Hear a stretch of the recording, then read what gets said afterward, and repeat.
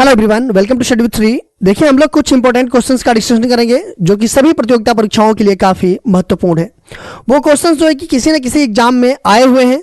तो अगर आप उत्तर प्रदेश पीसीएस की प्रिपरेशन कर रहे हैं, आरओ एआरओ की कर रहे हैं, उत्तर प्रदेश पुलिस की कर रहे हैं, रेलवे की कर रहे हैं या फिर कोई वनडे एग्जाम की कर रहे हैं, तो आप इस वीडियो को पूरा देखिएगा। चैनल पर नए हैं तो चैनल को सब्सक्राइब कर बेल आइकन को प्रेस कर लीजिएगा और अपने दोस्तों में शेयर करना ना भूलिएगा। तो स्टार्ट करते हैं। उपनिषदों का मुख्य प्रतिपाद क्या रहा? दार्शनिक विवेचन, धार्मिक विषय, सामाजिक परिवेश का विषय, इनमें से कोई नहीं। उपनिषदों का मुख्य प्रतिपाद क्या रहा? तो यह रहा दार्शनिक विवेचन। ए ऑप्शन आपका सही है। देखिए, वर्तमान में उपनिषद दार्शनिक ज्ञान और आध्यात्मिक शिक्षा को निर्दिष्ट करते हैं। उपनिषदों को पहले वेदांत मतलब कि वेदों का अंत कहा जाता है, क्योंकि वे वैदिक काल के अंतिम चरण को दर्शाते हैं, और दूसरा वे वेद के अंतिम उद्देश्य को प्रकट करते हैं। उपनिषद मुख्यतः ज्ञान मार्गी रचनाएं हैं जिनमें हम वैदिक चिंतन की चरम परिणति पाते हैं। उपनिषदों का मुख्य आदर्श वाक्य ज्ञान पुरस्कार मोक्ष है। 108 उपनिषद हैं, 11 प्रमुख हैं और उन्हें मुख्य उपनिषद कहा जाता है। चंद्रगुप्त मौर्य अपने अंतिम समय में किस धर्म का अनुयायी हो गया था? ब्राह्मण, जैन, शैव, बौद्ध। चंद्रगुप्त मौर्य ये अपने अंतिम समय में किस धर्म के अनुयायी हो गया था? तो वो जो है कि जैन धर्म का अनुयायी हो गया था। देखिए, मौर्य वंश का संस्थापक था चंद्रगुप्त मौर्य। उन्होंने नंद वंश के शक्तिशाली मगध सम्राट धनानंद को हराया था। सिंहासन छोड़ने के बाद उसने जैन साधु बन गया वो, और उस समय के सबसे प्रभावशाली जैन साधु थे आचार्य भद्रबाहु। चंद्रगुप्त के आध्यात्मिक शिक्षक थे वो। अपने जीवन के अंतिम दिनों में आचार्य भद्रबाहु और चंद्रगुप्त मौर्य दोनों ने सलेखाना को अपनाया, जो लंघन से मृत्यु का एक जैन मार्ग है। देखिए, सलेखाना होता क्या है?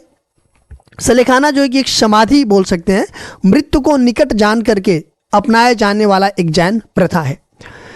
इसमें जो है कि जब व्यक्ति को लगता है कि वह मौत के करीब है तो वह जो है कि खुद खाना पीना त्याग कर देता है। दिगंबर जैन शास्त्र के अनुसार समाधि को सलेखाना कहा जाता है। मौर्य वंश का अंत निम्नलिखित में से किसने किया? शक, कुषाण, सातवाहन, शुंग। मौर्य वंश का अंत जो है कि शुंग ने किया। डी ऑप्शन आपका सही है। देखिए, अंतिम मौर्य सम्राट बृहद्रथ की हत्या उसके ही सेनापति पुष्यमित्र शुंग ने कर दी। इससे मौर्य साम्राज्य क्या हो गया? समाप्त हो गया। शुंग राजवंश मगध पर शासन करने वाला 7वां राजवंश था। ठीक है, जब ये मौर्य सम्राट जो है कि बृहद्रथ की हत्या हो गई तो मौर्य साम्राज्य समाप्त हो गया, और उसके बाद से जो है कि शुंग राजवंश स्टार्ट हो गया। ठीक है, शुंग राजवंश जो है कि मगध पर शासन करने वाला 7वां राजवंश था, और पुष्यमित्र शुंग इस राजवंश के प्रथम शासक थे। शुंग राजवंश के कुल 10 राजाओं द्वारा 112 वर्षों तक शासन किया गया था। पुराणों में पुष्यमित्र शुंग को सेनानी कहा गया है। शुंग उज्जैन प्रदेश के थे, जहां इनके पूर्वज मौर्यों के प्रधानमंत्री और सेनापति थे। शुंग वंशीय पुष्यमित्र अंतिम मौर्य सम्राट बृहद्रथ मौर्य के सेनापति थे। उन्होंने अपने ही स्वामी का वध करके मगध की सत्ता प्राप्त की। त्रिकोणात्मक संघर्ष किसके बीच हुआ? प्रतिहार, पाल, चालुक्य, पाल, प्रतिहार और राष्ट्रकूट, पाल, गुर्जर और प्रतिहार, इनमें से कोई नहीं। त्रिकोणात्मक संघर्ष ये किसके बीच हुआ? तो ये हुआ पाल, प्रतिहार और राष्ट्रकूट के बीच। देखिए, उत्तर भारत में त्रिपक्षीय संघर्ष में भाग लेने वाले दक्षिण के राष्ट्रकूट थे, बंगाल के पाल वंश थे, और मालवा के शासन करने वाले गुर्जर प्रतिहार वंश थे। पालों ने भारत के पूर्वी भागों पर शासन किया था। प्रतिहारों ने पश्चिमी भारत, अवंती, जालौर क्षेत्र को नियंत्रित किया था, और राष्ट्रकूटों ने भारत के दक्कन क्षेत्र पर शासन किया था। इन तीनों राजवंशों के बीच हर्ष की मृत्यु के बाद कन्नौज पर नियंत्रण को लेकर के यह त्रिकोणात्मक संघर्ष हुआ। सूत साहित्य किस धर्म से संबंधित है? बौद्ध धर्म, शैव, जैन, वैष्णव। सूत साहित्य ये किस धर्म से संबंधित है? तो ये जो है कि बौद्ध धर्म से संबंधित है। ए ऑप्शन आपका सही है। देखिए, त्रिपिटक ये जो है कि बौद्धों के पवित्र ग्रंथ हैं। और जो त्रिपिटक है इसमें जो है कि विनय पिटक, सूत पिटक और अभिधम पिटक ये है। जो विनय पिटक है इसमें भिक्षुओं के लिए मठवासी अनुशासन के नियम बनाए गए हैं। सूत पिटक में बुद्ध के उपदेश का ये संग्रह है और अभिधम पिटक ये जो है कि बुद्ध की शिक्षाओं का दर्शन है।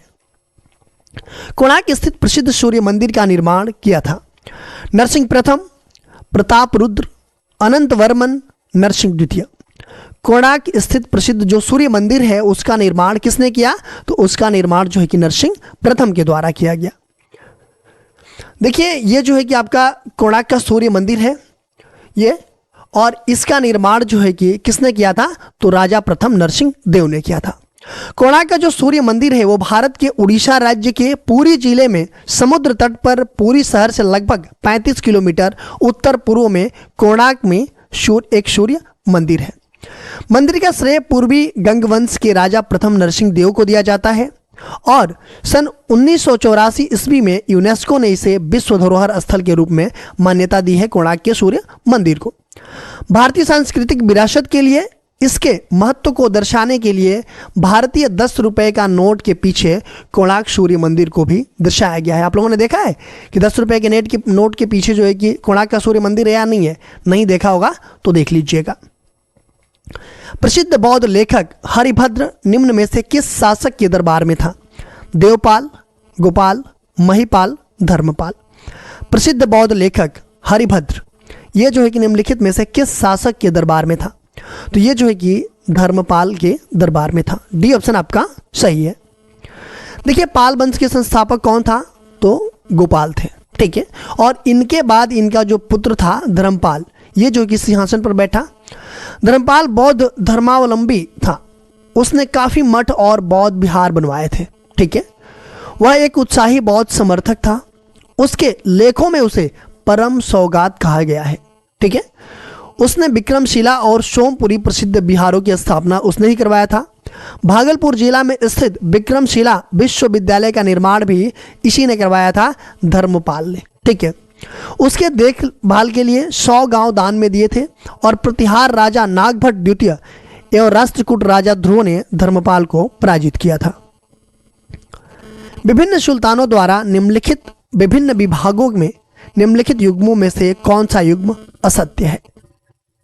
दीवान ए मुस्तखराज अलाउद्दीन खिलजी, दीवान ए अमीर कोही मोहम्मद तुगलक, दीवान ए खैरात फिरोज तुगलक, दीवान ए रियासत बलबन। इसमें पूछा जा रहा है कि असत्य कौन सा है, ठीक है। तो देखिए दीवान ए मुस्तखराज ये अलाउद्दीन खिलजी इसकी स्थापना किए थे। दीवान ए अमीर कोही इसका जो स्थापना किया था कौन किया था? तो वो जो कि मोहम्मद बिन तुगलक के द्वारा किया गया था। दीवान ए खैरात ये फिरोज तुगलक के द्वारा किया गया था, फिरोज शाह तुगलक। और दीवान ए रियासत ये बलबन के द्वारा नहीं किया गया था, ये अलाउद्दीन खिलजी के द्वारा स्थापित किया गया था, ठीक है। ये डी ऑप्शन क्या है? ये असत्य है, गलत है। देखिए दीवान ए मुस्तखराज इसकी स्थापना अलाउद्दीन खिलजी ने साम्राज्य के विभिन्न हिस्सों से बकाया राजस्व भुगतान की जांच और वसूल करने के लिए किया था। किसने किया था? अलाउद्दीन खिलजी ने दीवान ए मुस्तखराज।